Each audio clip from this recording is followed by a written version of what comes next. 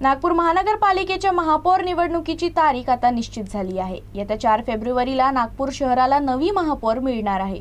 यंदा महापौर पद सामान्य महिला प्रवर्गासाठी आरक्षित झाल्याने शहराच्या राजकारणात हालचालींना वेग आला आहे। भाजपमध्ये महिला नगरसेवकांमध्ये दावेदारीसाठी जोरदार चढाओढ पाहायला मिळत आहे।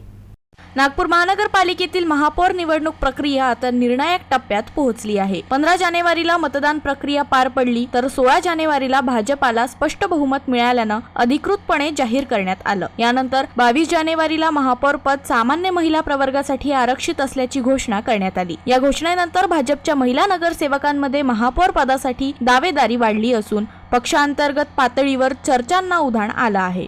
महापौर व उपमहापौर पदासाठी 4 फेब्रुवारी 2026 ला निवडणूक प्रस्तावित असून 30 जानेवारी पर्यंत उमेदवारी अर्ज दाखल होण्याची शक्यता वर्तवण्यात येत आहे। काही कारणास्तव कार्यक्रमात बदल झाल्यास तारखांमध्ये 1 ते 2 दिवसांचा बदल होण्याची शक्यता असल्याचंही सांगण्यात येत आहे। राजकीय सूत्रांच्या माहितीनुसार 27 जानेवारीला मुख्यमंत्री देवेंद्र फडणवीस यांच्या नागपूर दौऱ्यात महापौर पदावर अंतिम निर्णय होण्याची शक्यता आहे। पक्ष नेतृत्वाच्या मान्यतेनंतरच नागपूरच्या पुढील महापौर कोण असेल हे स्पष्ट होणार आहे।